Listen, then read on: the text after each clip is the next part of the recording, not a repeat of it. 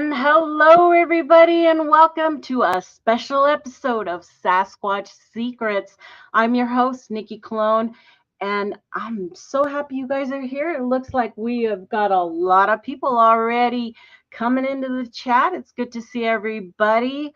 We're diving head first into a controversial and widely contested Bluff Creek Massacre theory that was presented by MK Davis, and it's fueled by all kinds of unreliable sources. And so strap on in, because we're going to ride this through and talk about all this mess, right?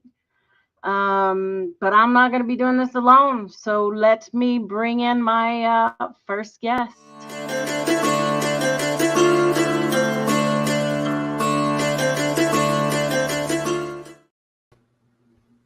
Hello, Mr. Thomas Steenburg in the house again. Hello, Nikki. How are you? And here we are going into the biggest tinfoil hat story that come out in the last 15 years. Yeah. Yep. I had to have you here. You've did a wonderful article with the late Bill Miller, and it needs to be out there, and I think the more we do it, the better, in my opinion. But before we go on, let me bring on my next guest.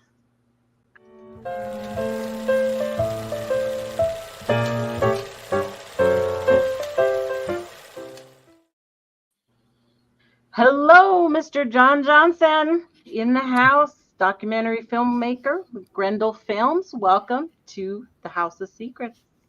Thank you, Nikki, for having me. Greetings, Mr. Steenburg. Hello, Mr. Johnson. So glad. I'm so glad you gentlemen could be here today to talk about this Bluff Creek Massacre nonsense. And let me get back over to the chat over here so I can see everybody. And good to see everybody here. So in the chat, if you could, my mods, please keep a close eye on the chat for me today. And if you do have a question, please remember, put those questions in all caps so I can find them. I'm a one-woman production over here, so that'll help me out a lot. Just remember, that keep your comments nice, and we'll get through this. So, for those who don't know what the Bluff Creek Massacre theory was, let me just give you a quickie. Roger Patterson and Bob Gimlin were said to have partaken in a slaughtering and butchering of a family of Sasquatch in Bluff Creek back in the fall of 1967. Hence where the PNG film, came from. And this all came about from MK Davis. Now, from the beginning, I know I was going to miss something. I have all these cool slides. Let's move us around a little bit. First off, Grendel Films. You've got some great documentary films on there. And I've got all the links to John's YouTube page down in the description, as well as Thomas's, and the direct link to his interview with MK Davis in 2009 called The Incident at Bluff Creek. So you will all be able to go and take a look at that interview at your leisure.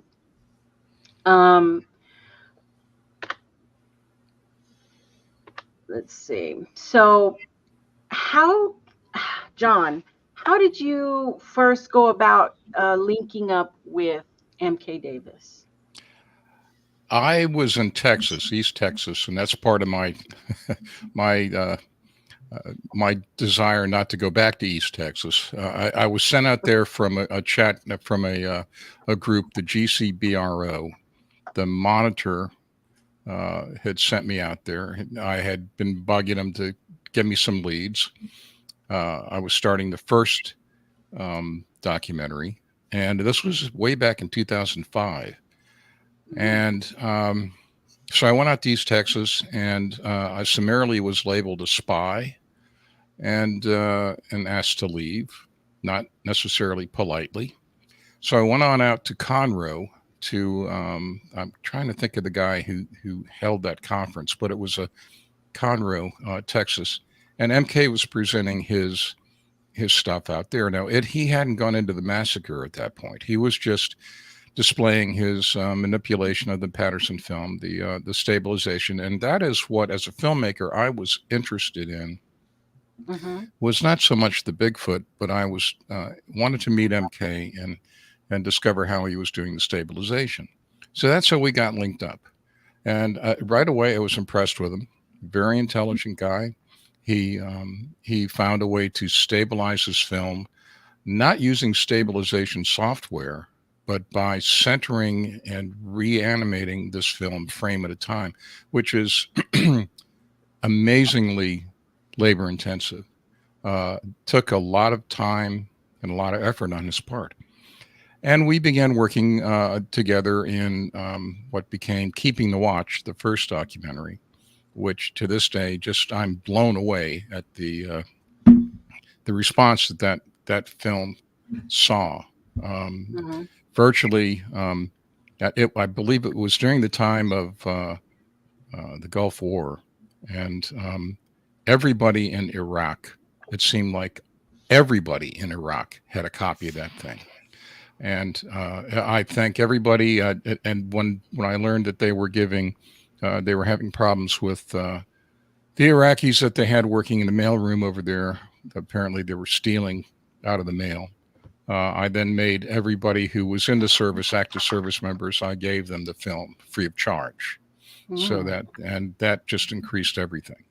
But MK was in that Keeping the Watch, did a segment in Keeping the Watch about his stabilization of the film and a few other things. And then we did another one 2 years later in 2007, where I spotlighted his work on the Patterson-Gimlin film.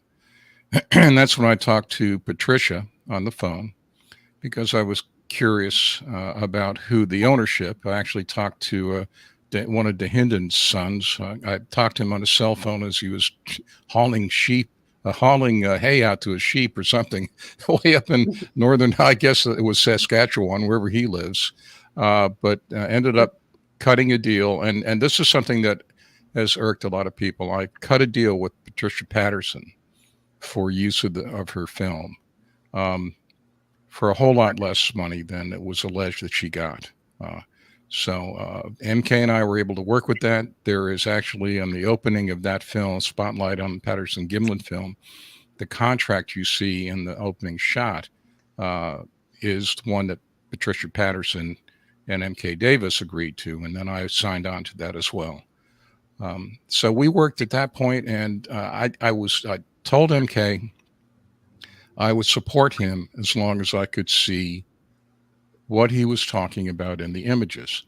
You know, I was a photographer for 35 years, and I did my own chemical processing. I did my own Photoshop processing. I did digital and standard photography.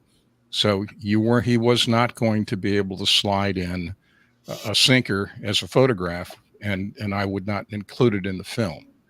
So we worked at that point, and then I started getting phone calls.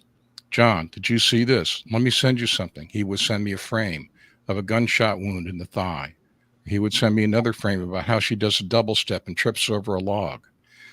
He started going off about Patty's private parts. It was getting pretty bizarre. And then he decided, when he saw what they call the tracking dog footage, the one that had John Green in it, right. And Keith Chiasari, who was mistaken for Bob Titmus, that there had been some sort of foul play. And then he started going down that rabbit hole. I told him specifically on many times when I looked at the images he got, he hooked up again with Patricia and was able to get some 4x5 transparencies that were made. And those are generally made. And again, you can't increase, in photography, what you see is what you get. You can't fill in the blanks with things and you can make it look clearer, but it's just garbage in, garbage out.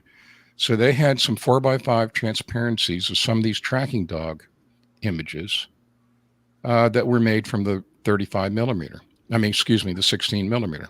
Mm-hmm. And he claimed it showed blood. And I told him many, many times, I said, MK, what you see is what's called a magenta shift in the film. It's because it was old.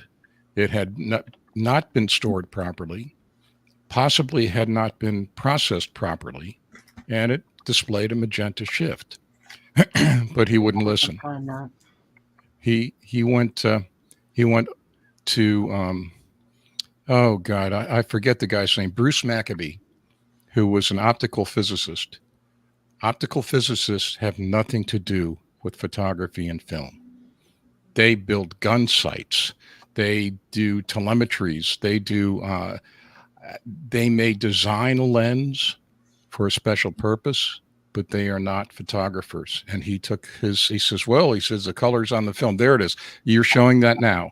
That is all that is a magenta shift in the film. So that's how we teamed up, and we did the interview in late 2009. And I sat on that thing for, when did that come out? 2 years ago? So at 10 years, 11 years, 12 years, I sat on that thing before I finally decided to publish it. And the reason I decided to publish it was he was back on the road promoting that theory. And I said, I'm going to have to show the people what I've got.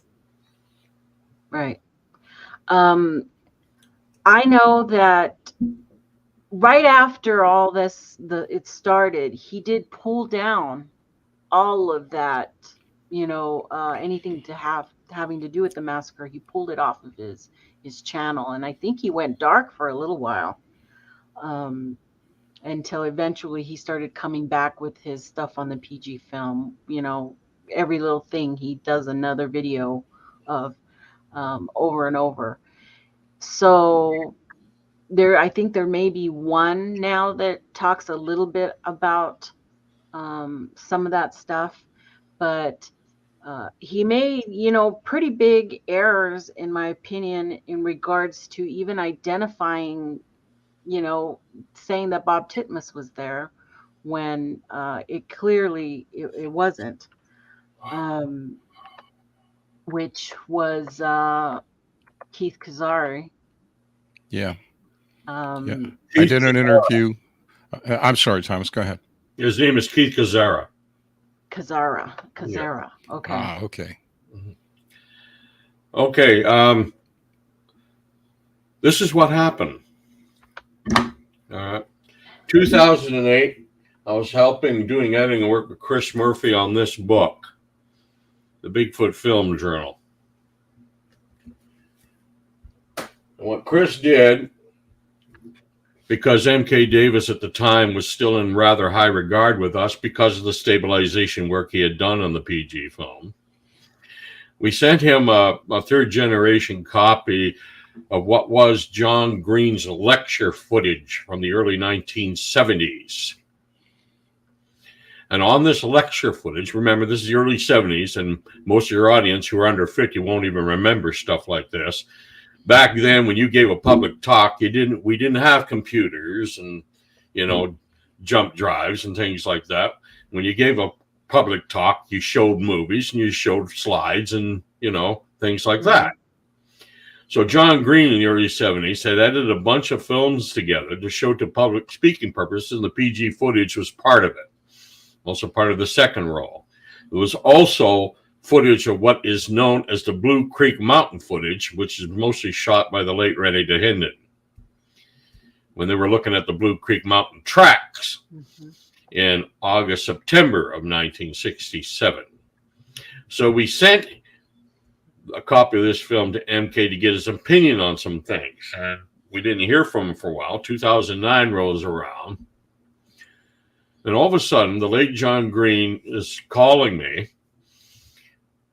and Bill Miller and saying, I'm getting these strange emails from one David Pilates and Bobby Short, now the late Bobby Short, saying something terrible. What did you do down in Bluff Creek? You have to come clean. So it wasn't, MK may have started all of this, but it wasn't he that pushed it. It was sort of people he was partnering with on this whole thing. One, i.e., the late Bobby Short and David Pilates. Okay. So we were going, well, what the hell are they talking about? And I was in pretty close with the late Bobby Short at the time. This controversy ended it. Mm-hmm. And they're basically saying, oh, we know that you and Rennie DeHinden went down there with the killers and you massacred a bunch of Sasquatch, and Bob Titmus was there because he was a taxidermist and he butchered the bodies, and you hid all the evidence and covered it up. Well, we thought, okay. So this is what happened. MK Davis then started showing stills, and this is what I believed happened. MK Davis took that lecture film of John Green's that had the Blue Creek Mountain footage on it, had footage from several home movies on it, and none of this had ever been seen on the internet before. Very few people have it. Okay.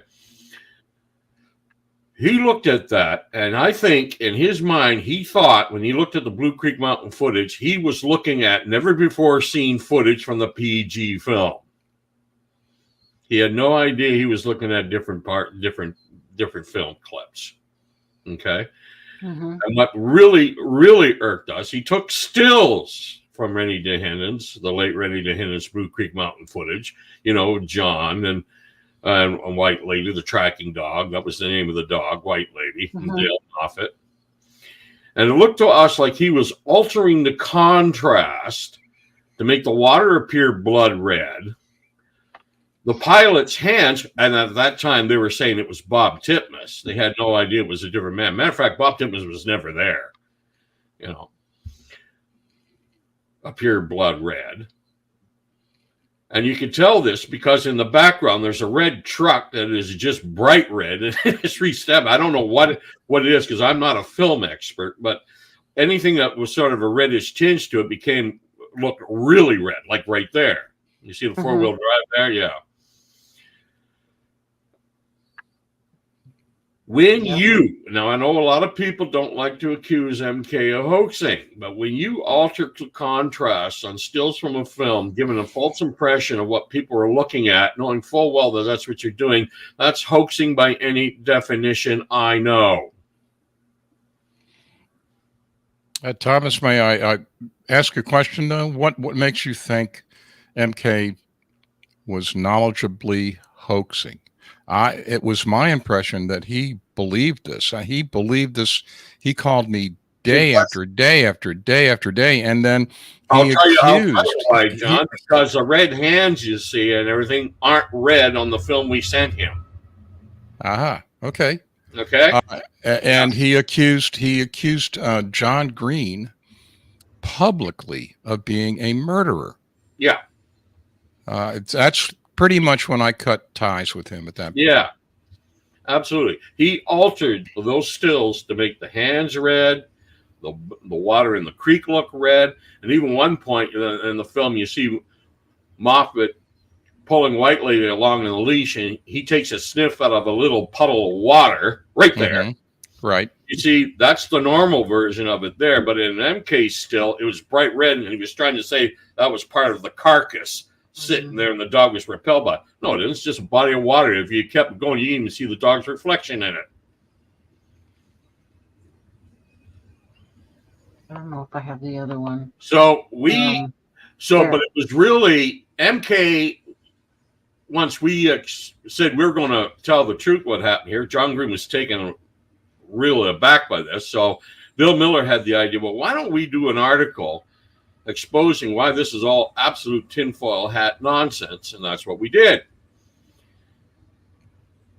And first of all, they were saying that the pilot was Keith Gazera was actually Bob Titmus, so they're wrong about that. They didn't even know. And it wasn't really MK that kept trying to push this. He kind of went silent real quick. But it was David Pilates and the late Bobby Short at the time, 2009, 2010. Okay? I was not aware that Bobby was involved in pushing it. I know that I dearly loved that girl. She was a magnificent researcher. She was a peach. She would have an answer if I'd email her or I'd call her. I say, you know, I'm working on this, and what can you tell me? And she'd send me reams of information on it. Absolutely. She was an outstanding researcher. We got along great. But this, before she died, when it came out, she was completely taken in by it. And no matter what we told her, we sent her copies of the flight logs and everything. We said, that's not Bob Titmus.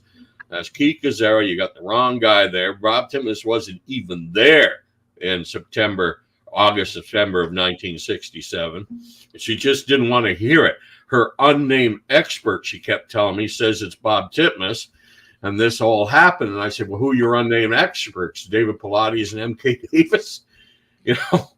Yeah, no. I mean, they just brainwashed themselves and believing all this was true.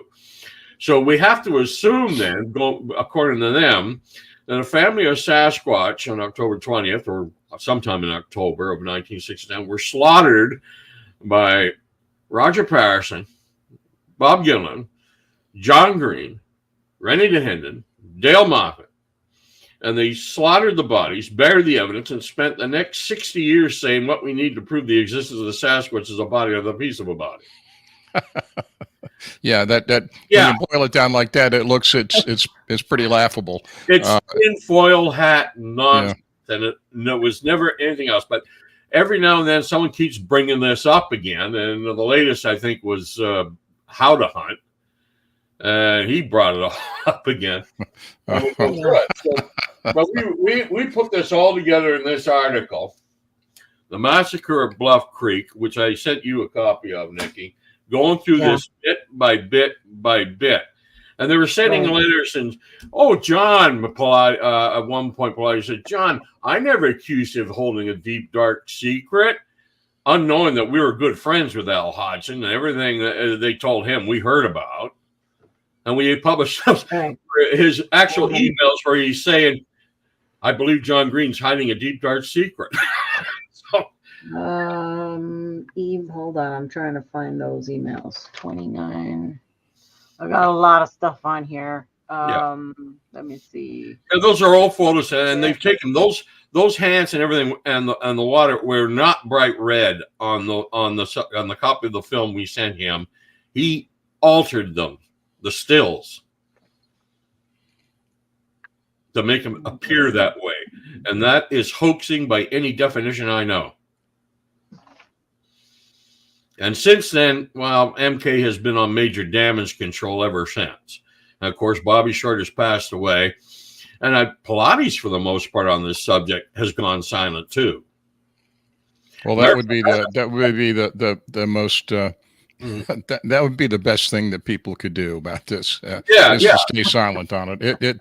It's absolute tinfoil suit stuff. Absolute asinine. Absolute asinine. I mean, at one point he tried to say that the logging operation had some type of special team to get rid of bears or nuisance animals or something. Well, they had according to MK, they had what he told me, and what I taped him saying was they had a bounty on bears, and they just moved it on over to Sasquatch, which would be. I looked up and asked several people. There were bounties on certain things, nuisance animals, but I don't think that there was a bounty on bear, if I'm not mistaken, from what I was told. But I believe that the company, the research I did, I found it to be Weyerhaeuser. But I think I was corrected that it was something. Do you know anything about that, Thomas? Well, most of the I do know in the late 50s back then, the group that was building the Bluff Creek Timber Access Road, that they told what they told the late John Green was when they had a problem bear, they would just hire somebody to go wandering around there with a rifle, and if he was able to, he'd shoot it. You know, quite often, I mean, this is the 50s. People were leaving garbage all over the place. They had their camp, so it was a definite bear. So they had occasionally problem bears, right? But I don't believe they had actually had teams of specialists or anything to go after bears or Sasquatch. Cash for skins. I think he said in your video, cash for skins or something like that. Program to eradicate the bears that were problems in that area. Nikki, when you saw did I include the bit about the rifle? He said that there was a rifle and that somehow that rifle was tied to the Bluff the Minnesota Iceman. Yeah, and then it was also, and then that the Iceman was a product of the Bluff Creek shooting. John, are you talking about the one that the pilot Keith Kazera is carrying in the footage? No, it was no, it wasn't the one that he was carrying. It was something else. That looks like a shotgun to me. It is. It's an old-barreled shotgun. That's but this was a rifle that allegedly killed half a dozen Sasquatch, and he just went on and on and on and on. And he managed to try to connect Hansen with what was his name? Beckford and the guy, the Minnesota Iceman. And that was Hansen, right? What? His name is Hansen. Yeah, it's kind of it's kind of funny that you'd have this mysterious person called Cat Hansen, and Khat is spelled the way of a substance that is shall we say mind altering substance that's been known to be used by Native Americans. So as I say, and if she's listening, Kat, get with Nikki and get my information. I'd really like to talk to you again. But as I say, she doesn't exist. Cat Hansen doesn't exist. Margaret so-and-so does. I can't recall her last name. But at any rate, he was so far over the map. And I had to bite my tongue. I injected a few things into that film, but I pretty much had to bite my tongue and just let it run. But I think what I did say is that he owes a tremendous apology to the family of John Green. And the late Rennie DeHenden. And the late DeHenden, because I'm listening on the phone and in total disbelief when he said John Green is a murderer. And I just let that hang. And I said, okay, well, I'll call you. And I don't think we spoke again. Uh-oh, we lost Nikki. No, there she is. Oh, there she is. The thing is, it was all, I think they just sort of brainwashed themselves because everyone had tremendous respect for M.K. Davis at the time. I mean, that's the whole reason we sent him the John Green lecture film, which ended up on the internet, and he never had permission to do that either, but he did it. And he really thought, this is what he really believed, looking at that Blue Creek Mountain footage, he was looking at, previously never seen before footage, additions to the Patterson-Gimlin film. Yeah, I asked him where he got it. He said he couldn't talk about it. But Chris Murphy and me. But I will note that in the little bit of that footage I used in my production, I'm telling you that is the best representation of Sasquatch footprints made by a wooden cast I've ever seen in my life. Do I have that? I might. You're talking about the Blue Creek Mountain footage. Yes. Yep. Yes, where they're alongside the road, and Green is looking, or actually Kazari is looking down at it, holding the gun. Which they thought was Bob Titmus at the time, and they kept thinking it was Bob. Yeah, it was just a gigantic cluster handshake. You know what I'm saying? Yeah. I know Did you pull those out of my film, Nikki, or not? My article, I think, right? You and Steve Kulls, the Squatch detective, had a lot of articles. Some are out there already. Some was from Squatchopedia.org. And then there's a Squatch something for everybody, isn't there? Yeah, there's everybody had kind of the same stuff, but this photos here were courtesy of Steve Kulls from his blog site. Yeah, we went back. Bill Miller and I went to the archives of the paper in Chilliwack and pulled up those articles of Keith Gazzara there. That's a photograph of Keith Gazzara with Moffat and White Lady after they had landed in Orleans. I believe you also have, you should, if you're on their call, you got a copy of the flight log, which lists the flight and them landing at New Orleans. Orleans, excuse me. I don't have that one. I don't have the flight log. I may have some of those someplace. I think I think Keith provided them to me when I did the original interview with him on Skype, and we all know how bad Skype was back in the day. So it never made it to publication. Okay. I'm seeing this is the labeling that MK put. What are they looking at? As if to say the body there. Dun dun dun. Yeah, he loved his little red circles. Right? Yeah. There you go. There you go. Yeah, boy, there's a match. Thank you, Grasshopper. There's a match. Sent to me by Grasshopper. I did see it, but I guess there was a lot of photos and stuff to put together. So. The reason you don't see a lot of people say, they say, well, you don't see any of that Blue Creek Mountain footage. Of course you don't. He was holding the camera.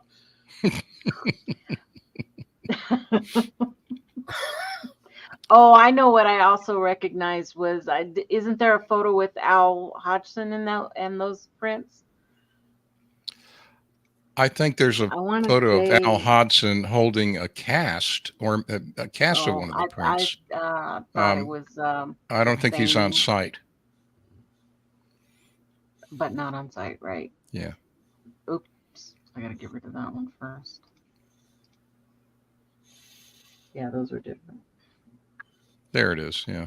You see, the problem is Al Hodgson at this point in 2000, he was getting up there. He's passed away now, of course. Right.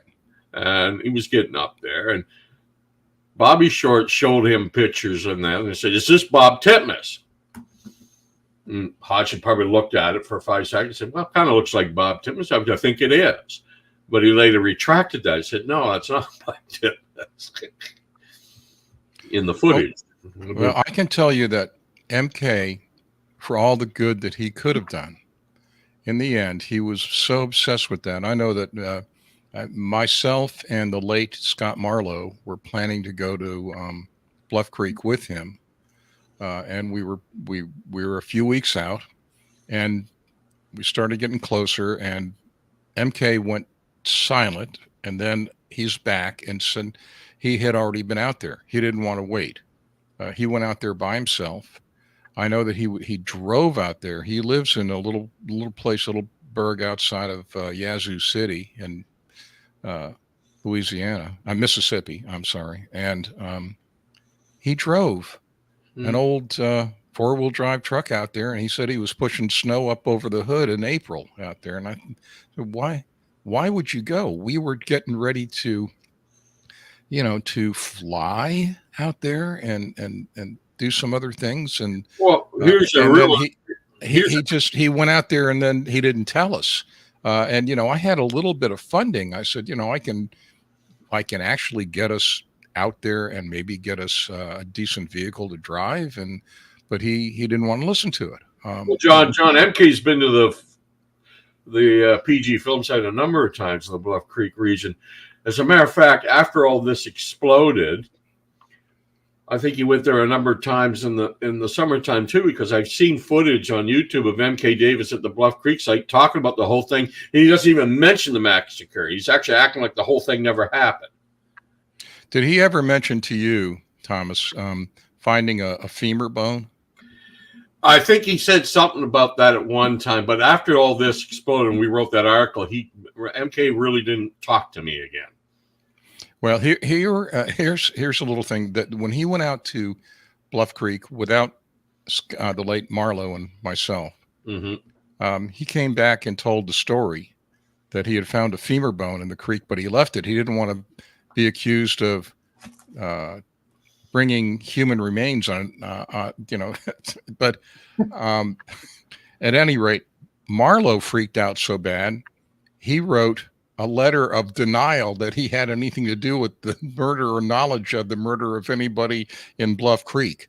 And Marlowe was, I worked with him on several projects. He was a director on one of my non-Bigfoot films. And I'll just leave that there. It was, I can well imagine, he wrote it to the wrong county, by the way, but I can well imagine the people in the county attorney's office looking at that and going, WTF. You're talking about Scott Marlowe, right? Yeah. I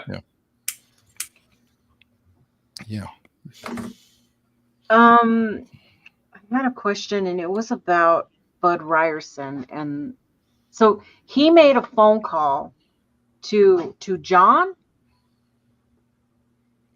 Are you talking about the Blue Creek Mountain footage and Scott Ryerson? Yeah. When they decided to pack it up. A few months before, or a few weeks before, we were down there in Onion Mountain looking at tracks. And Green and everybody had come home and everything like that. And suddenly Ryerson phone said more tracks had been found in Blue Creek Mountain. John Green immediately contacted the papers here and asked for if they were willing to finance for a plane so they didn't have to drive down there. So he and the late Rennie DeHinden and Dale Moffat and the tracking dog Whiteley, they all ended up going to the Chilliwack Airport, and they were flown down by Keith Gazzara in a small tail dragger private plane. By the way, that plane crashed a few years later in Lake Harrison. Wow.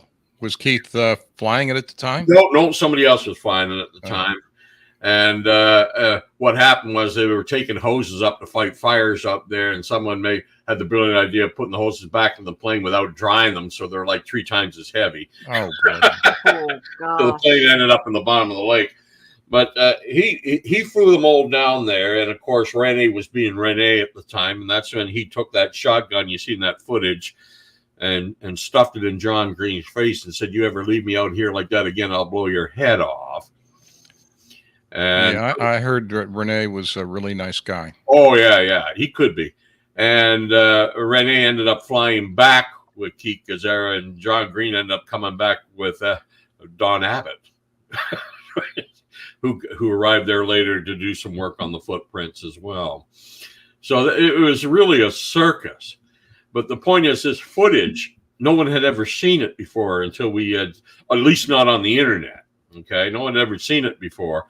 And then we sent that copy of that film to MK Davis to get his opinion on a few things. And within a year later, all of a sudden this massacre theory comes out, and MK's using stills from the Blue Creek Mountain footage that we sent him. And he altered the stills to make the hands red, the water red, and things like that. And that's hoaxing as far as I'm concerned. Well, if you're altering something to support your, this is confirmation bias on steroids. Yeah. So, I would say that's probably would be qualification being a hoaxer. And that surprises me because he seemed to be such a balanced individual when it came to weighing evidence. Oh, yeah.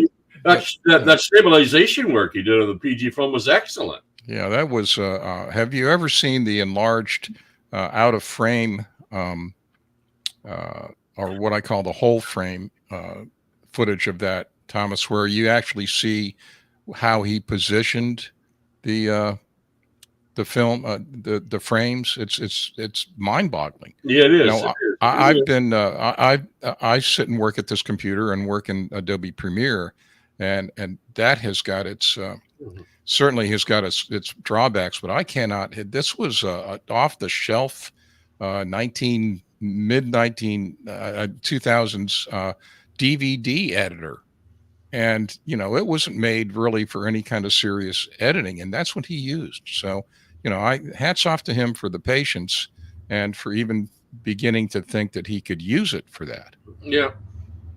Also, before all of this, when we held him in high regard, I was getting another researcher was sending me warnings about MK Davis, saying, "Look, at Davis has done this with the PG film, and he's claiming she's carrying a fish." that And- I hadn't heard. I Yeah, hadn't heard. and then another one where he says, "This is proof." Okay, MK Davis is now saying she's dropping a piece of wood from her hand. That footage I saw when we Yeah, did But when guess we did. who that researcher was? Yeah, Bobby. who was a researcher? Bobby Short. Oh,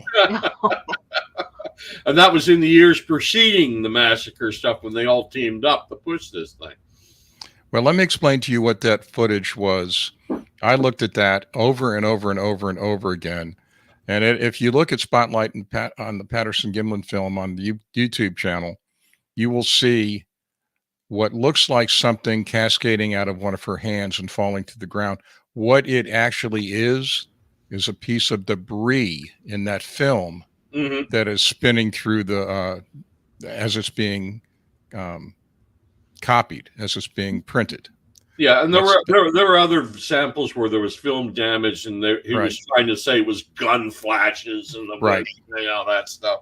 I mean, it just tinfoil hat craziness, and then Right. Well, I mean, didn't he even say she had braids at one point? Yeah, She had and braids and hemorrhoid and yeah, she God had, knows what else she had. she had braids. That there's what he did not understand, and what I could not impress upon him, is that you can't enlarge this thing as large as you want to until you finally see something, because grains will vary somewhat from frame to frame, and it's when you look at right there, you've got up on the screen, there's a full frame of 352. When you look at that's 16 millimeter. 16 millimeter, that's a misnomer, because 16 millimeter, you don't have 16 millimeters of film. The film itself, the film stock, is 16 millimeter. The image area is quite smaller, much smaller than that. And if you hold up, if anybody out there can get a hold of a piece of 16 millimeter footage, it's incredibly small. And he's blowing that thing up. So where he's looking at Patty filling the frame, and then he's trying to extract data from that. I told him up front that was kind of crazy, but I would work with him. Well, John, isn't it true that really you can't clarify the film any better than it is? That's what you had. It's what you have. It's the classic. It's the classic. What you see is what you get. Right. And the reason is, when I was a working photographer and I did make the digital transition, thank God. I hated film, but in order to combat that problem, you had various formats. You had the 35 millimeter frame, which was good for some things. Then you had what was called medium format. You had a 645, 6 centimeter by 4.5 centimeter. Then you had the 6 by 7 centimeter. Then you had the a 9 by 7 centimeter. And then you went into 4 by 5 field cameras and view cameras, and 5 by 7 and 8 by 10 and 11 by 14 pieces of film to combat the granularity problem. So this is starting at the rock bottom. Well, the rock bottom would be 8 millimeter. But this is almost rock bottom of resolution. Now, the Kodachrome film was really good, but it wasn't that good. Now, it's my understanding, like people in the past have said the film footage is blurry and stuff like that. It's not really. There was just a huge difference what you could do with home movies back then. Well, I mean, this one was no worse than it's no more blurry than the Zapruder film of the Kennedy assassination. There was just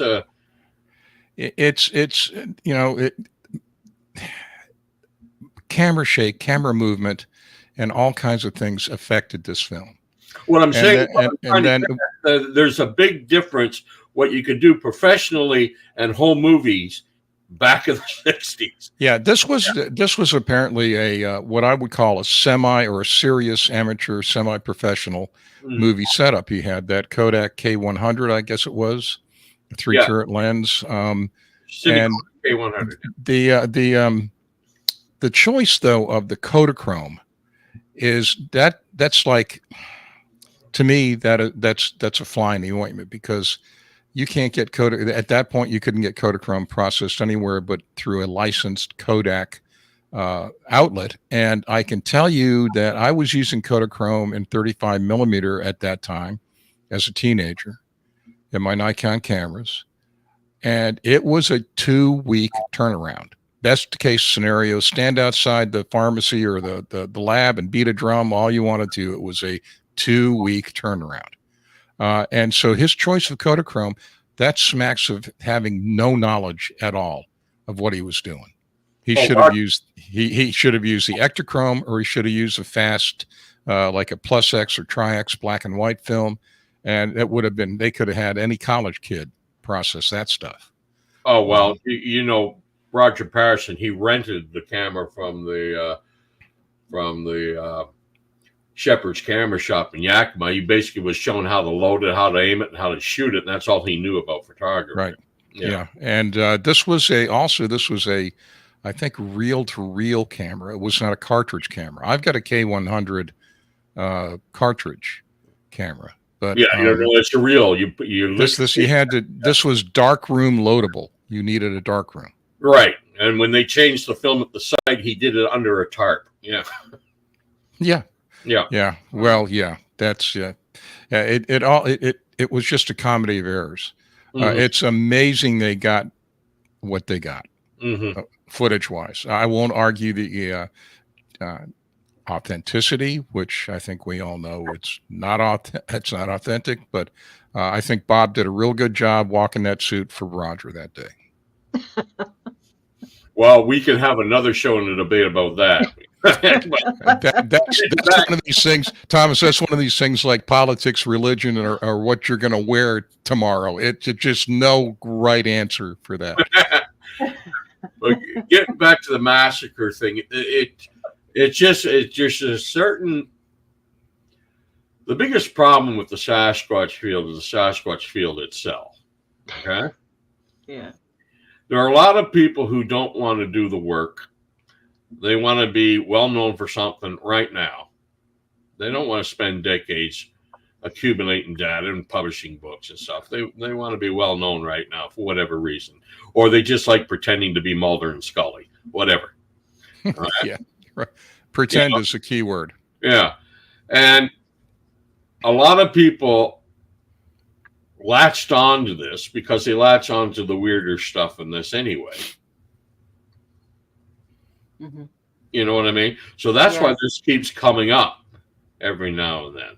I thought we'd put the whole thing to rest in 2010, but every couple of years someone brings it up, claiming it's true, and then there was a massacre of Sasquatch in 1967. Now I'm like, it's just, and it takes on a life of its own.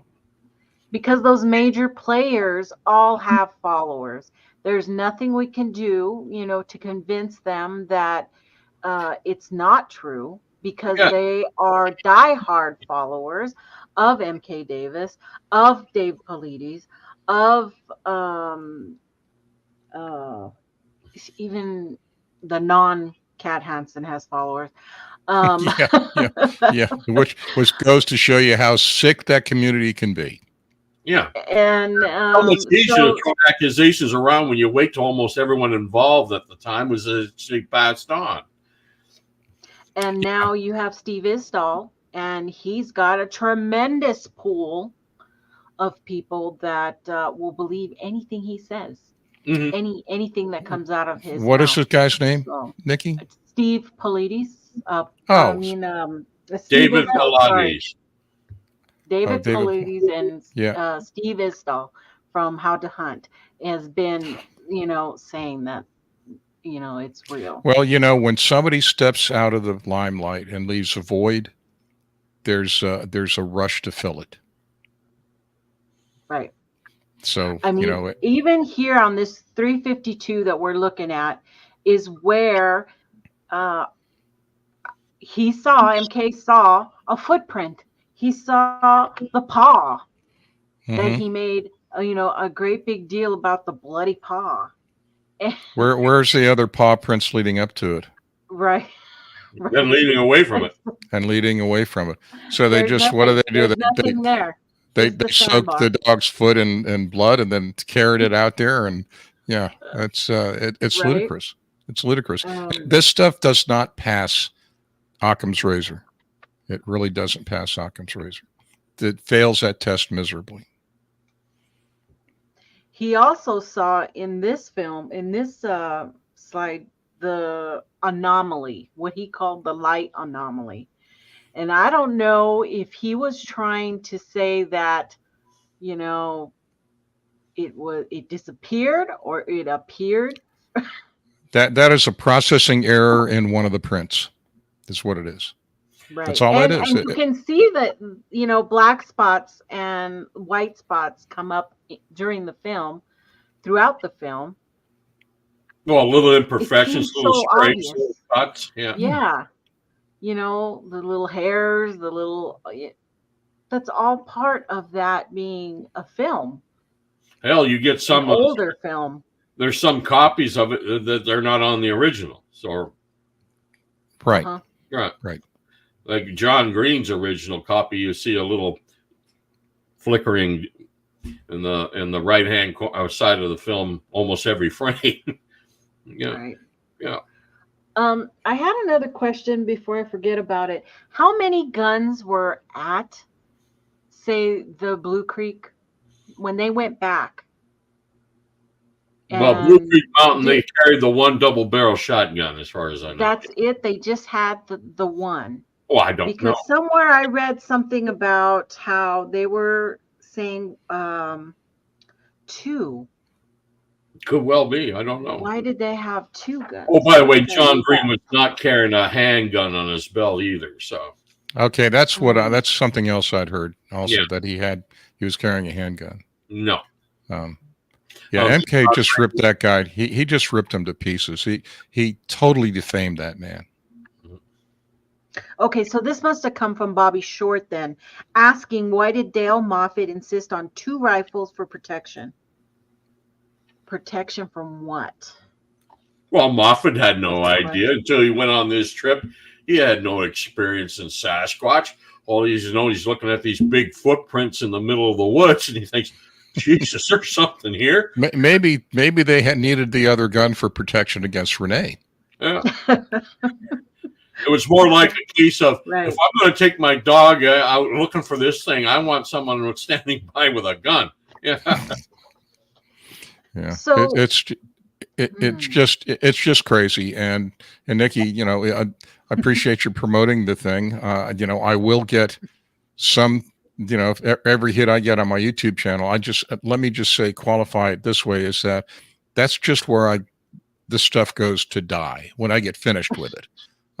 So, and I appreciate the views, and I will occasionally answer a comment, but it's not a money-making thing for me. I think I made $300 last year.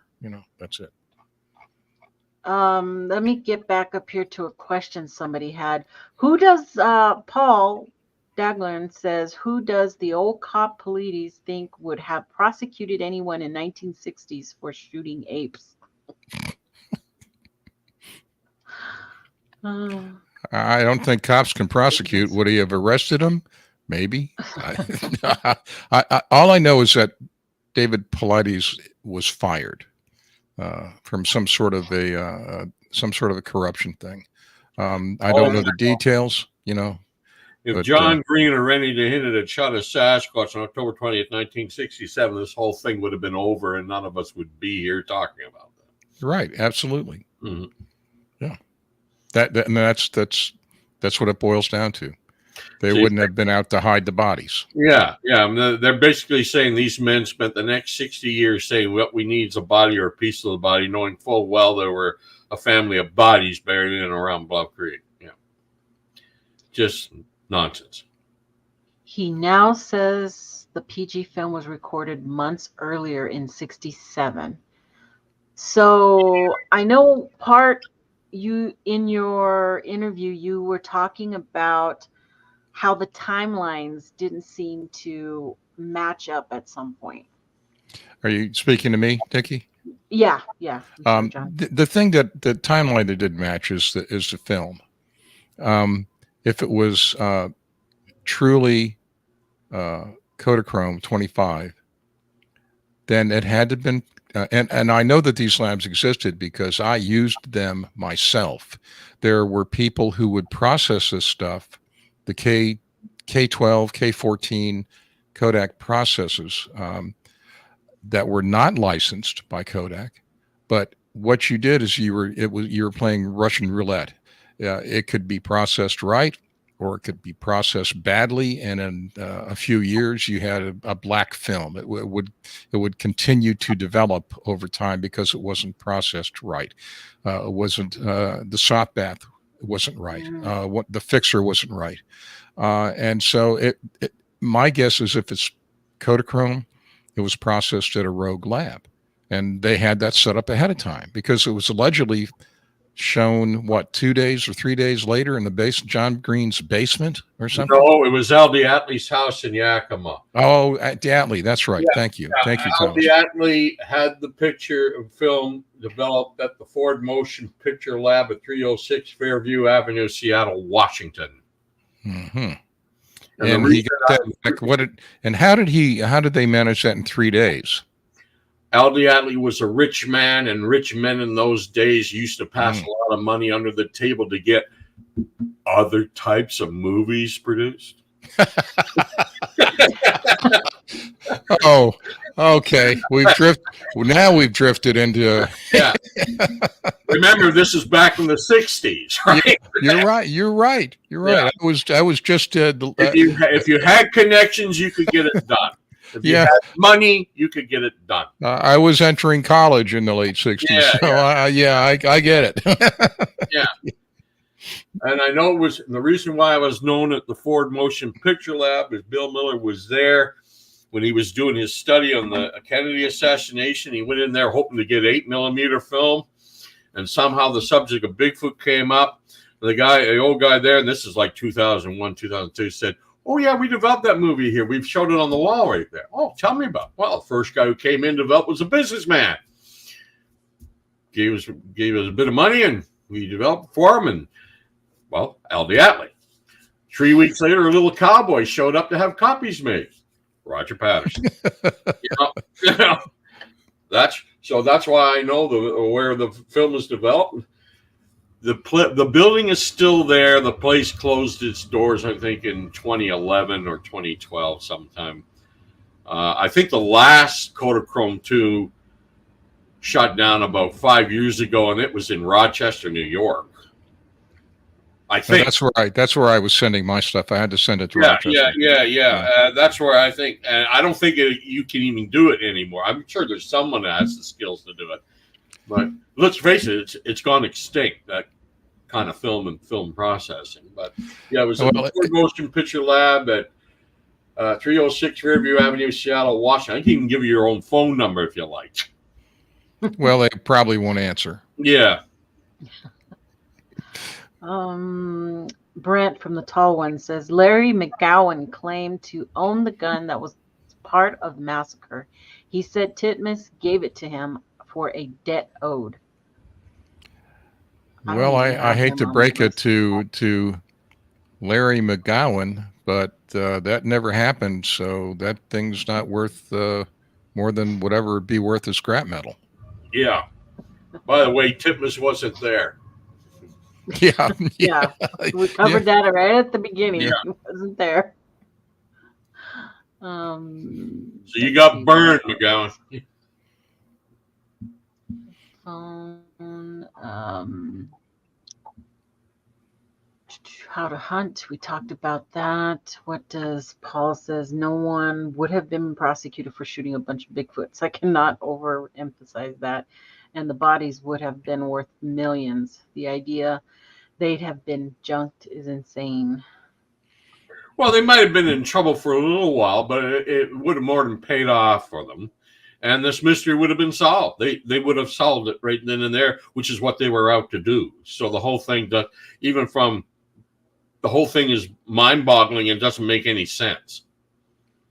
Well, remember what Hieronymus said is that when he put the mask, the head on the costume that smelled terrible, it was leather. It had been reworked from the raw materials that Philip Morris had sold Patterson. I wonder if Philip Morris ever got paid, because I know that Roger Patterson and even Patty admitted that to me in our short conversation that Roger was a bit of, and she said so with kind of a grin in her voice, that he was kind of a trickster and that he racked up a bunch of long distance phone bills calling various places. Hey, there they are. There they are right there. By the way, that was the BBC recreation, and they were so unimpressed with that. They said, geez, Morris, you did a better job in 67 based on nothing than you are now based on your own suit. Well, you remember Morris sold them. He didn't make them. And the footage that I've got in Hoax of the Century, which I don't know, Nikki, is that one on my YouTube channel? I think it might be. I think it is, yeah. Yeah, Hoax of the Century. We got Morris explaining how they achieved the arm length and all that sort of thing. Quite frankly, if anybody really believes that is a real Sasquatch, at the risk of making more enemies, which I don't think I can at this point, you need to see a therapist. I'm booked next Tuesday at 8:00.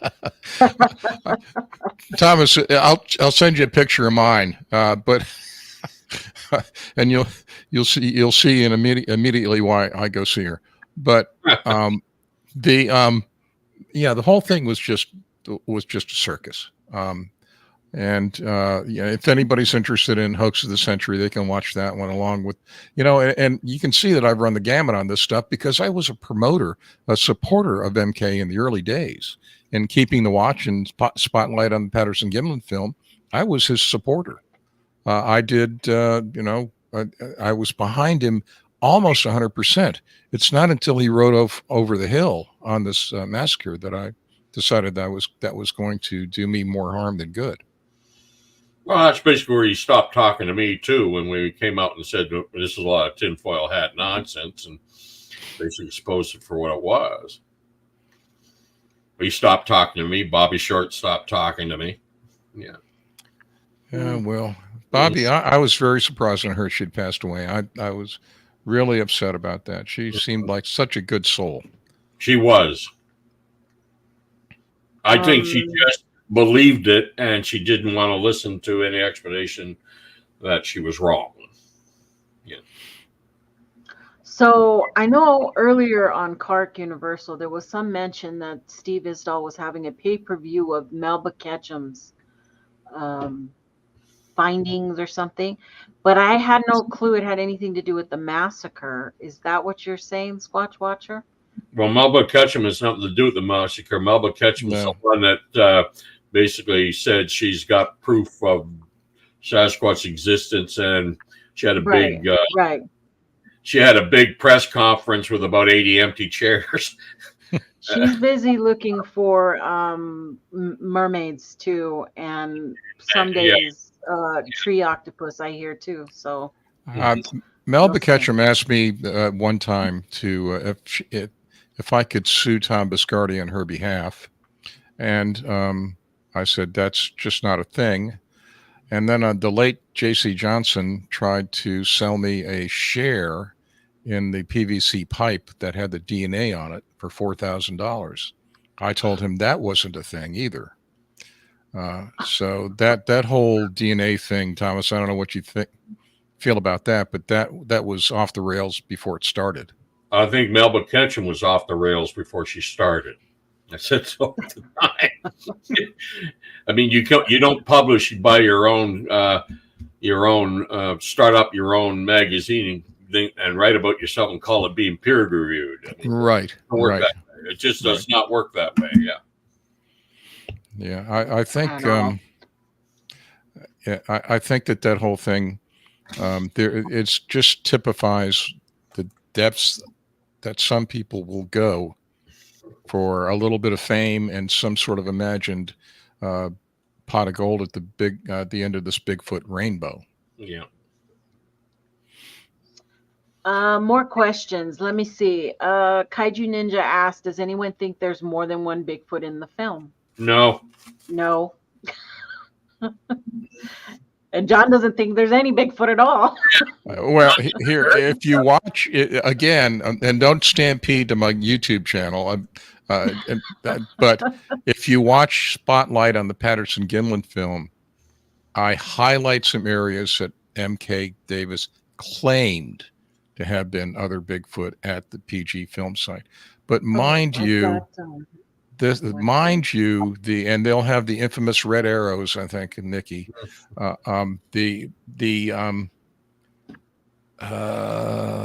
There's the one with he thought Bob Gimlin was in the background. Oh no! Oh, come on. Yeah, but there were no Sasquatch, and I started to say, remember that the background of this thing, if you think Patty was small in the center of that film on a regular frame, the background was about 1/5 her size that we were highlighting. So it contained about 10 film grains, at my estimation. So it's just ludicrous. Well, the film gives you a false impression about how big the film site was. If you look at the Jim McLaren 8mm footage filmed a short time later, you actually the film site itself looks about half the size it is in the Patterson Gimlin footage. Well, that's a matter of perspective, and that can be due to the difference in focal lengths and his actual position. I've seen that stuff as well, but this is all coming on the heels of MK's declaration of a massacre, so I didn't pay much attention to it. Film shows red leaves in the fall. Yeah. Okay. Mm-hmm. It also can be there's native plants up there that are, when they're in bloom and when they're growing, they're red. Also, is it also not true that in the late 60s, especially 67, there was a whole batch of Kodachrome 2 film that they found out later was overexposing? I don't know about that, and I don't know if that because I was shooting 35mm still at that point. I was not shooting any film.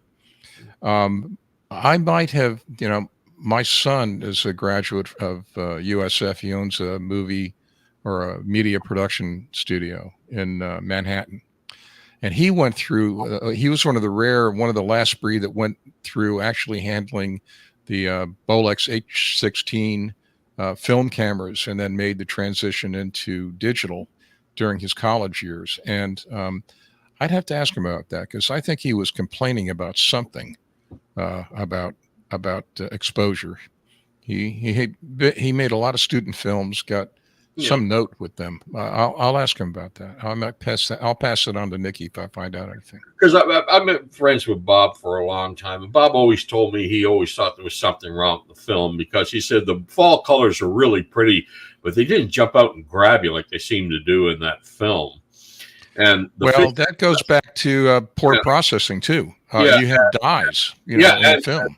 And the figure itself, he told me he thought Patty's hair color was more of a dark brown color, not the blackish gray you actually see in the film.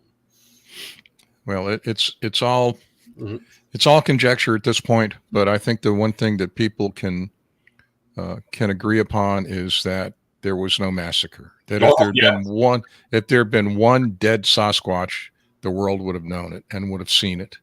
And at that point, there was no DNA, none, I think, available for research. So it could not have been proven to be human.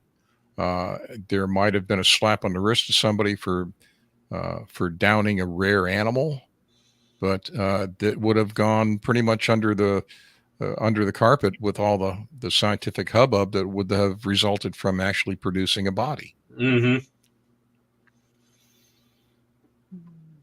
They had the chance to prove it right then and there, which is what they were trying to do. Yeah, I didn't think to ask MK that. Has anybody asked him about that? I don't know. Anybody out there? MK is rather reluctant to answer questions on this subject. He won't even talk to me. He will answer an email once in a while. I heard that he wasn't doing so well from somebody, and I emailed him, and we talked for a little bit. But this doesn't come up any longer, because he's.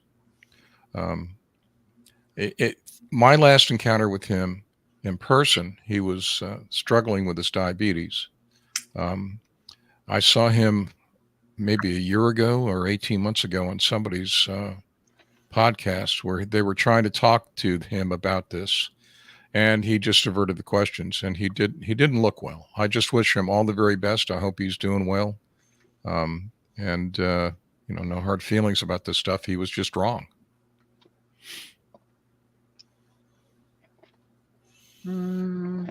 Pistol, we talked about that. Man,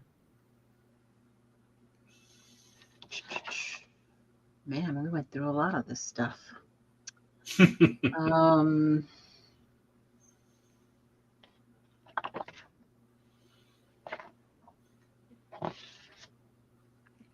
Okay, so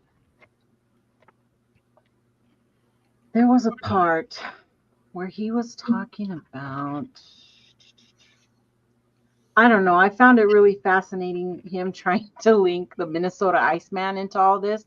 And then he brought in that famous California actor that everybody or yeah, famous, and I misidentified him as Walt Disney. Apparently, he was referring to Jimmy Stewart. Do you know anything about that, Thomas? Wait, in relation to what? Well, he said that it was part of the funding behind the Minnesota Iceman. Jimmy Stewart? Yeah, that there was a celebrity who was extremely religious out in California, who you would know who it was immediately with the name, who was behind the funding of the Minnesota. You got to remember the man who owned the Minnesota Iceman, Frank Hansen, was a carny. He changed his story every week. Yeah.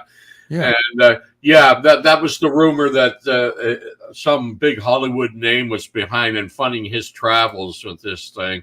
No, what was funding his travels? He was making good money off of it. Is what it was. He was only. I saw that thing, and I'm trying to think. Sometime in the '70s, mid '70s, at a mall here in Tampa.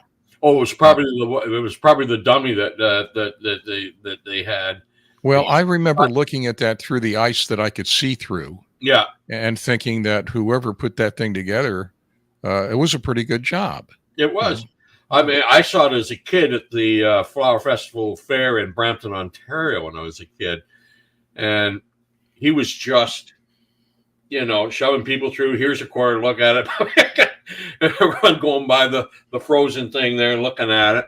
Yeah, you were not allowed to take pictures because there I was with my Nikon, and I had to keep that sheathed. Yeah, and then I couldn't go back for a second look. But the whole thing about the Iceman, it took up because a fellow named Cullen, Tim Cullen, I believe his name was. I met him in 1989.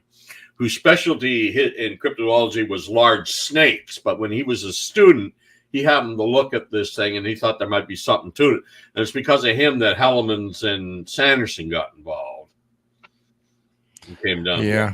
Right. This is just, it's endless. The spin-offs from this, starting with the Iceman, and then this whole thing about the rifle. Yeah. It was on and on and on. And then, I'm sitting in the hotel room and I've got a problem. If you notice, Nikki, on that, if you watch the whole thing, I'm losing a tape drive in my main camera. It's starting to cook the tape. Oh. And I had to swap it out for the spare camera.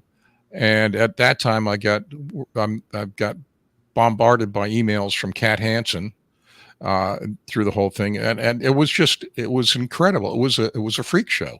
By the way, just to answer Ninja's question there, Jimmy Stewart was involved in the removal of that finger from Nepal. Yes, that is a true story. Okay. His involvement with the Minnesota Iceman, I could pretty well guarantee that was probably just absolute nonsense from Hansen. Remember, Hansen at one point said the Iceman was discovered in a block of ice in the Sea of Japan. Then he said later on it was sent to him from Vietnam. Then he said he shot it himself in the woods of Minnesota. I mean, he was a carny. He changed his story every week. Yeah. Yeah. Boy, he and Patterson would have made a hell of a team. Well, Roger Patterson, I never met. He died of Hodgkin's lymphoma in 1972. Right. But what I know of him and talking to people in Yakima, and of course I've been friends with Bob Gimlin for well over 30 years. Roger Patterson reminds me, you remember that old show Green Acres? Oh, yeah. Yeah. Remember a character in that show, Mr. Haney? Oh, yes. Roger Patterson kind of reminds me of him. Everybody knew him. Most people like him, but everybody also knew, for God's sakes, don't give him any money because you'll never get it back. Right. Yeah. Right. Absolutely. Roger Patterson. Yeah. Oh, look at that. Does anybody have any questions out there? Anybody? Let me see. Sounds he was what? Sounds like he's confused that the alleged Jimmy Stewart thing, alleged he smuggled the yeah. No, the scalp was brought out by other people. There was who was that white-haired gentleman that used to host Mutual Omaha's Wild Kingdom? Oh yeah, I wish you hadn't asked me. I could tell you. I can't remember his name. Yeah, I remember that guy. Marty Stauffer or something like that? Or? No, Marty Stauffer. I've got a Marty Stauffer story, but I'll save it. It's now that you're saying all these names, I can't think of his name. Come on, somebody I actually shot a wedding for Marty Stauffer's one of his videographers, and you talk about a cruel son of a what. All of his animal things were staged, and trapped rabbits being killed by it's unbelievable. But he was on a serious Yeti expedition just after the Tom Slick, Peter Byrne expedition. And they're the ones that brought the scalp out. Yeah, and it turned out to be yak. Yak hair. Yeah, yak eye. Yeah. And they said, well, we know the hand is straight because I looked at it and there's all kinds of wiring and everything holding it together. Yeah, because Peter Byrne wired it together after he stole the finger. A few months before. Yeah. Yes. But eventually somebody, I heard through the grapevine that a skin from that finger was in an envelope in some professor's desk for a long time. When they finally looked at it, they concluded it was dead human. So the guy by the name of Joe Dryden in the chat room is saying Marlon Perkins. That's Marlon Perkins. Yeah. Yes. That's right. Thank you, Joe Dryden. Thank you, Joe. Yeah. Oh, there it is. There's a screen cap from the wonderful film. Can you play that live there and let him speak? Editor is so good that he can remove all parts of the film that they don't want, and the film still be of any good or any quality. So yes, he can. I'm sitting here in all of her resplendent glory.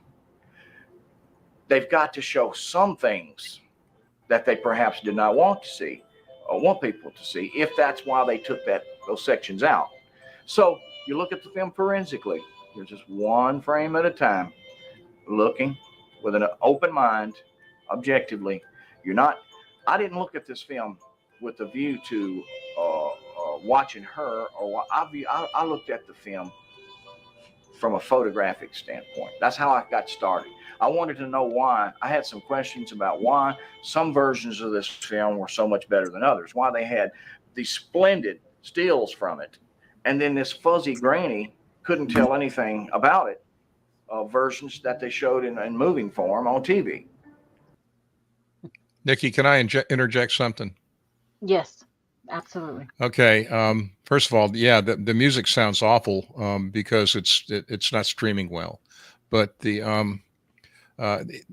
what he fails to realize, and what he told me, and what he seemed to have forgotten in that clip, was that those big, beautiful photos he's talking about were made from the same grainy nothing film that they had. They weren't independently shot.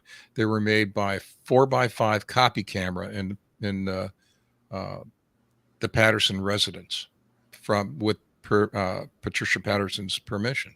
He's not talking about the Cibachromes, is he? No, he's talking about 4x5 transparencies. Now, the Cibachromes, that's another thing. Chris Murphy, the cover of his photo is allegedly, the cover of his book, Meet the Sasquatch, allegedly was frame 352. That is so edited. A guy by the last name of Bonney is all I remember. Bruce Bonney. Bruce Bonney edited that to make it look more human for the cover of that book. That's absolute hogwash. Yeah, there's the clip I did from Al. Yeah, and I got some of this stuff along with the Green Mountain footage from MK, you know. You mean the Blue Creek Mountain? Yeah, Blue Creek.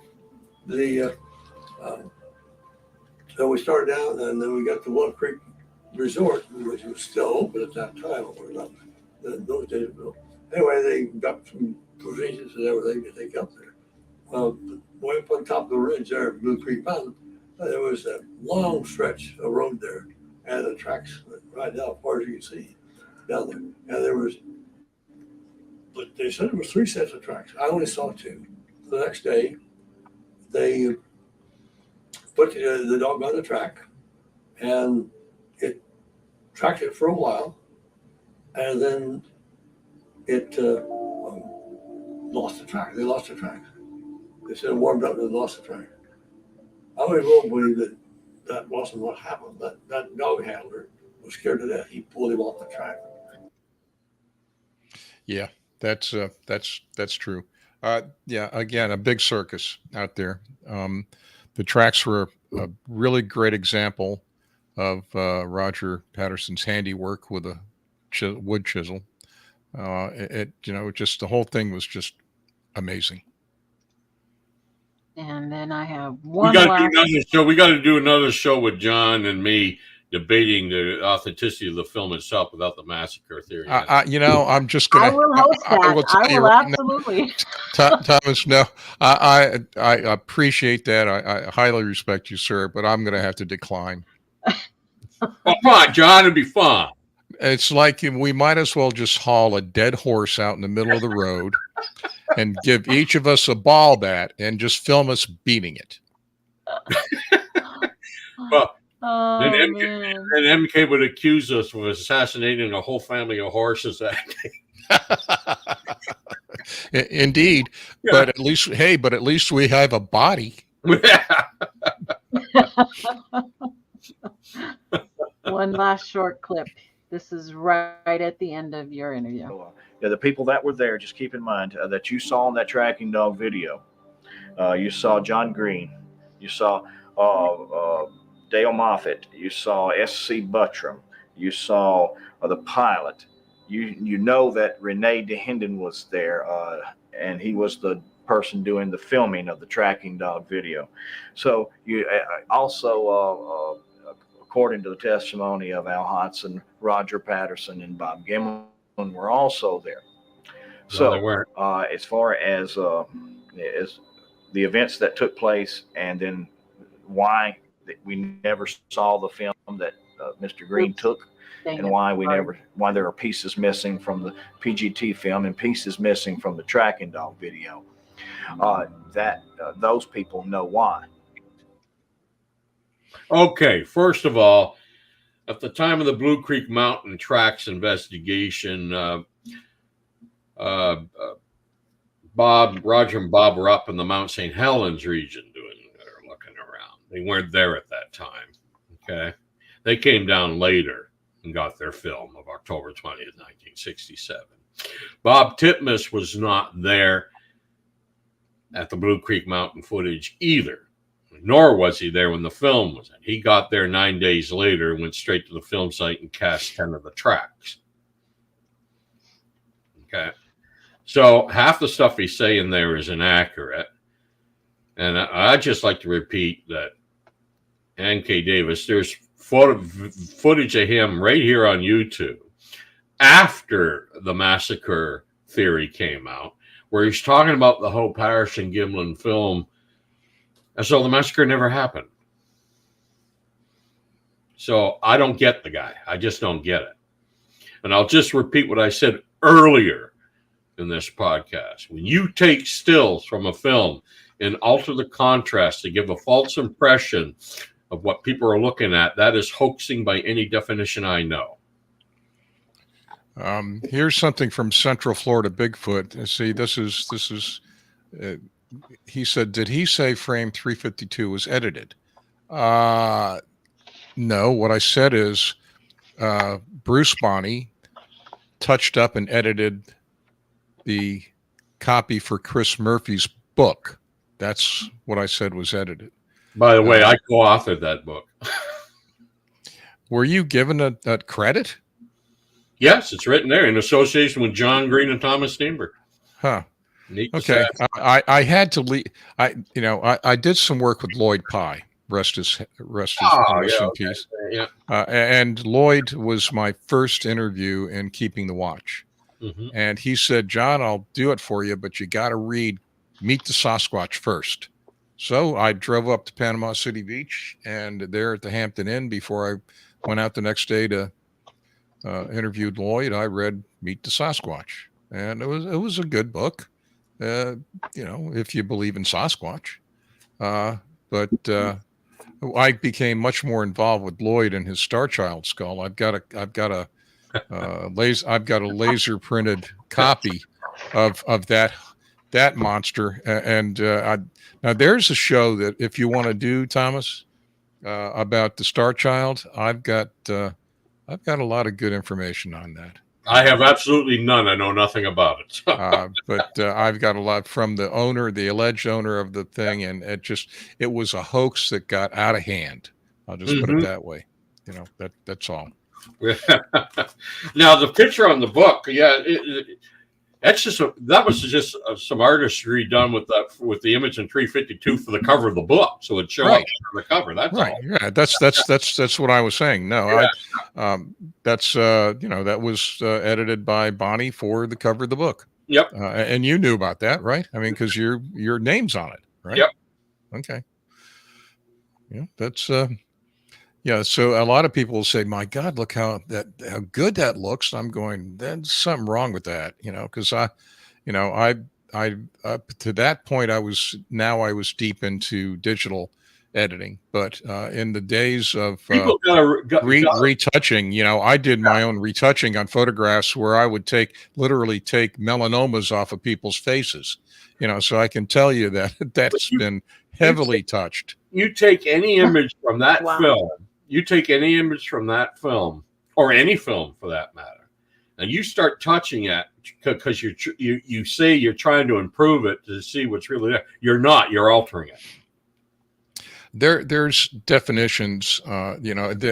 These people are slinging around what they're calling AI. Right now, the examples I've seen of that are awful. I did a test. I've got I run Adobe Premiere Pro CS, the latest one, 2024. I've got at least a decade, maybe 12 years old plugin Red Giant Instant 4K. That the name is misleading, but there are a couple other things. There is this Topaz Labs, this the most recent one, and then there's something called HitPaw. Strange name, HITPAW. I have pitted HitPaw, the Topaz Labs, and this old plugin called Instant 4K against one another, and the Instant 4K shines above all the rest of them. And I use them because I often do my current project. I get a lot of people who have got real early SD webcams. Why, I don't know. And then Zoom will automatically upgrade that to a 720p. But if I use it, then they're a little image in the corner of an HD project. So I have to do an upgrade. I have to do an upconvert. And what I've seen these so-called people in their HD, you got to remember something. It's never any better than the information that is on that, in that file, or on the film, or on the tape. That's where it all lies to. And if you've got a little piece of a corner that's a video and you want to fill a screen with it, you're going to have to make some concessions to it, which is going to be, some of it's going to look kind of funky. I know with the latest, the Topaz Labs, I did Michael Shermer for this project I've got going on. And his bookshelves behind him with the Topaz Labs application were literally crawling. You know, it's like the old moire problems with checkered shirts and things back in the day in TV cameras. It's just awful. So this stuff is just no good. It doesn't fill in any blanks. It just simply smooths over things like grain, apparent noise, and it really doesn't improve the image. It just makes it easier to watch if you're going to insert it into another project. Mm-hmm. There really is nothing you can do with a PG film to improve it. I mean, it's really no different than your grandmother's home movies of family picnics back in the 60s. I mean, that's just the best you could do with home movie footage back in the day. And of course, anyone under 50 doesn't remember that. I've got Kodachrome slides mm-hmm. that processed properly of my mother from back in around 1944, 1945 that are flawless, Thomas. These things look pristine. They are like really? The day that they were processed. So I'll tell you that this film, I don't care what lab did it, if they rushed it through, 9 out of 10 chance that they were using a rushed process and something got skipped, because there are hours between some of the steps that you have to take. And anybody can go online and look up the K12, K14 codec process. Yeah. It's grueling.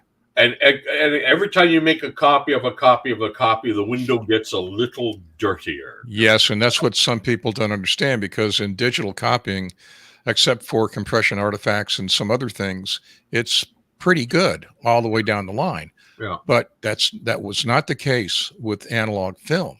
I could make internegatives for people, but the internegative, if you blew it up, was never as good as a regular negative, because the internegative essentially was, I put the photo on a copy stand and I strap a Nikon or a Mamiya camera onto it and I make a photograph of it. And then from that, I get another negative, but it still retains the original resolution. It mm-hmm. doesn't get better. Mm-hmm. It just gets easier to handle. Right. So with that being said, what is your opinion on the image that was recently put out by Todd Gatewood? Don't know that. I don't know it. I have no knowledge of it. I can tell you that if you're showing it, The one on the right looks very much like the cover of Meet the Sasquatch. Yeah, it looks like Chris Murphy's. Yeah, it looks like Chris Murphy's book. I don't know what he's trying to do with that. But the image on the left would be what Patty looked like. Yeah. Mm-hmm. Well, it's the same one. According to Todd Gatewood, that's what he used multiple, like 12 or 13, I don't know exactly, different programs to enhance Patty's photo. Yeah, but always remember that's his program and computer is telling you what it thinks is there. It's that kind of analysis is analyzing. Yeah. It's putting too much confidence in software, and it's simply bogus. I agree. Which is a fancy way of saying what I just said. Right. Yeah. It's just bogus. You can't, algorithms are written by people. People make mistakes. It's ludicrous. Look at the mouth. It's ludicrous. That's just total nonsense. It's just creating things that we're expecting to see, and it's creating them in my opinion. And this is my point is that the depths that people will go to prove themselves right. Yeah. I agree. Or to push crazy massacre tinfoil hat theories. Yeah. Yeah. I had thought many times before I went to the field that maybe I should put on a tinfoil suit, but I never did. Maybe that's why I'm such a cynic at this point. Yeah. So basically, I mean, How to Hunt even took it to another step. He basically described John Green ready to hit it as secret Canadian assassins who specifically went down there to destroy the evidence of Sasquatch's existence. I mean, it's just crazy nonsense. Gimlin is still alive, I take it. Is Bob Hieronymus still alive? I believe so. I had several long discussions with Hieronymus during the making of Hoax of the Century. I had Tom Biscardi's footage. There is a long lawyer battle about that one, which I won. Then there's what's his name? Philip Morris. Now he's deceased. I spoke to Philip Morris when I was visiting New York from a parking lot from my son's Mercedes, sitting there. He's looking at me, he's throwing his hands up. Dad, what is this? Because I had the guy on speaker. But if you ever want to know the truth about this, and you can't talk to Philip Morris, that's not his name, by the way, it's a show name. You might talk to his son, but I don't think his son is talking to anybody about this anymore. I talked to him briefly, but what you want to do is talk to Bob Hieronymus. Get him on the phone and talk to Bob Hieronymus. And watch Hoax of the Century. I have turned people from PG film believers into hardened skeptics with that film. So, Thomas, if you've not seen it, go to my YouTube channel. And Bob H. died, killed by Bigfoot. Okay, I don't know what that. Anyway, you need to at least watch the film and listen to Bob. This man has not got a care, not an agenda in the world. That whole thing was Bob in a suit, Roger, and making a lot of money from it, not paying Bob, not paying half the people. He stole the camera that he used to film it. It's just a blank show, that's what it is. Making a Bigfoot by Greg Long. He's in my film. Yeah. Okay. The first 442 pages, he claimed Roger Patterson made the suit out of dead horse hide. The last chapter. Not in the film. He did. Yeah. No. In the last chapter, he brings in Philip Morris. So you can tell the Philip Morris chapter was a late addition that he sort of dropped in and added to the book, and he basically contradicts the previous 442 pages. Yeah, watch the film. Watch my film. Watch the film. It's on my YouTube channel, Grendel Films YouTube channel. Nikki knows where it is. I'll make sure to put everything. And watch all of that. Watch Keeping the Watch, where I met MK the first time. I think that might be the first interview he ever did in this whole thing, was in 2005, 2006, maybe, with me. And then we did the project together, Spotlight on the PG film, and then I did the interview in 2009, which ended it all for me. Okay, I'm putting that link to Hoax of the Century in the chat right now. Oops, error occurred. Yeah, I'm not seeing any of that. So I am a chat uneducated, believe it or not, at my age. There you go. That is for Hoax of the Century. For some reason, StreamYard didn't let me post it. Oh, there it goes. Now it. Oh, there it is. Sasquatch Secrets. Okay, he's published it here, I think. Mm-hmm. Yeah. Okay, there it is. I'll take a look for it. Yeah. Yeah, look for it, Thomas. It's I make no bones about it, and I will still say, show me a body, show me, for God's sake, show me a nose hair. They got DNA off of it, and I will be your supporter. Well, to be honest with you, I'm in your camp there, John. What is needed to prove the existence of the Sasquatch is science gets what science has always demanded, and that's a body or a piece of body sufficient skeleton names. That's just the way it works. Yeah. Then you get into some of these people who I can only say, and I'm not going to start talking politics, but I can tell you, I call them woke Sasquatchers because they don't want to kill anything, and as they're downing their filet mignon, which I dearly love, with a good Coppola wine, but then they start this. Are you no kill or pro kill? No kill or pro kill. There's just so much that there's such this gigantic heap of BS and the stench is so bad that I'm not sure that the truth will ever come out. I'd just like to say I don't like the idea of a Sasquatch being shot. I just recognize that's what has to happen, because that's what's going to have to happen. Yeah, that's the way it works. Yeah. And no amount of politically correct wishful thinking will ever change that. That's just the way it works. But Thomas, the thing that I think is going to happen is when one of them gets shot, they're going to find a human being in a suit. Well, we've already had a human being in a ghillie suit hit by a car trying to be a Sasquatch. I didn't know that. Yeah. Well, I'm sorry. Did he survive? No, I think he was killed. It was in Montana. Yeah. About a My few condolences to his family, but for him, what did he expect? Yeah. Yeah, for sure. Well, gentlemen, I think we were coming. We've got about 10 minutes left or so, but I think that was a great conversation. And I really appreciate you guys coming on and talking about this. Me bringing it up again. Yeah, let's just make this the last time, okay? Okay. It's not us, John, bringing it up. It's the pro massacre people that bring it up every now and then. We gotta record straight every now and then. Yeah. Right. I can only I can only think that with regards to Bigfoot, I've met all kinds. I met a man that took me on a ride down Hoax Lane twice and I'm a forgiving kind of guy. And now he's in Kentucky prison charged with murder.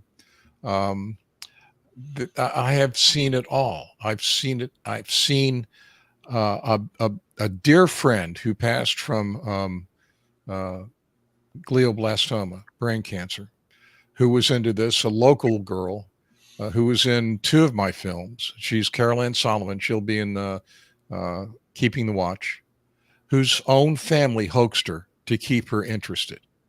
I saw it. I saw it with my own eyes. And there's the depths that people will go for this thing.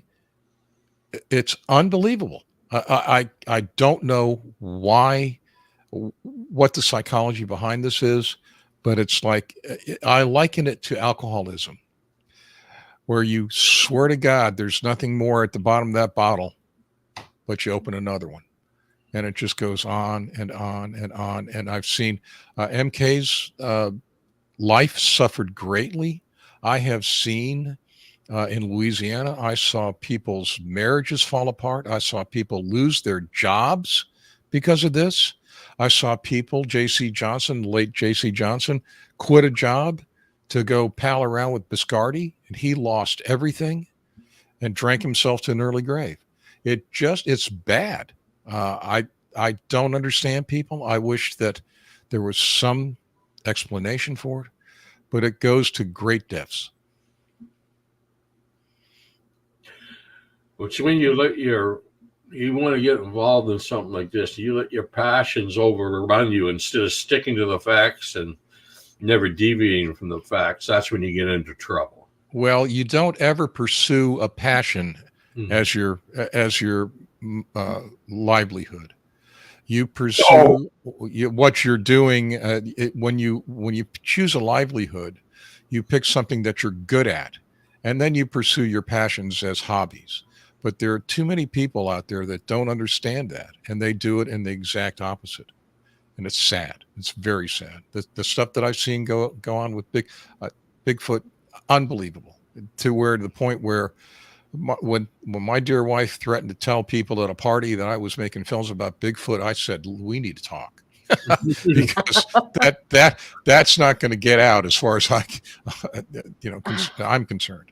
But it's very sad. And I hope everybody listening who has the passion treats it with the respect it deserves, and don't take it to the extreme. Don't create problems. Don't create tracks. Don't create these structures. Give me a break with these structures. This big, gigantic, hairy beast is going to hide in a little flimsy, the little pig house made out of sticks. I wouldn't keep the weather off a chipmunk. Yeah, it wouldn't. Right. It's not going to protect the roaches that are going to be in there with it. So it's, just give it a rest. Do your research. If you're going to do research, do it. Do research. Don't do the other stuff. Off my bandwagon. That's it. There's a lot of people who agree on that, and there's a lot of people who don't. But the point is that we're talking about it. And if there's a hoax out there, and I'm going to show it. I'm going to explain it. I'm going to bring the facts to the field. And that's what keeps me going on doing this podcast, is talking about the things that people don't like to talk about. And you always remember, Nikki, to be a real true researcher. It's not just your job to try to prove the existence of the Sasquatch. It's also to prove it's non-existent. That's the way it goes. Well, just use a scientific method. Just get in there, and that's why I've got a project now on near-death experience, and I'm bringing in experiencers, and I'm bringing in skeptics, because you need balance. And unfortunately, the skeptic I brought in started slicing and dicing on the experiencers. So he's going to have to pay for that in the film. But you need the skeptics. You need the people who are neutral. You need the people who do the science, and that does not include Melba Ketchum. It does not include the late J.C. Johnson. I would hesitate to call MK a scientist. MK was a chemical worker who suffered a great deal of physical harm because of his job. He's a brilliant guy. I wouldn't call him a scientist, but I would have called him a serious researcher until a few years ago. I thought of him that way too until the massacre. So there you have it, guys.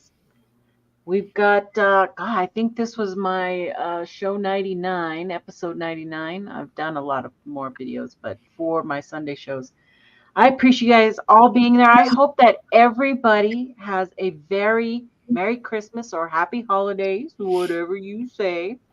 No show next Sunday, of course. I'm going to spend it with my family, as you all should.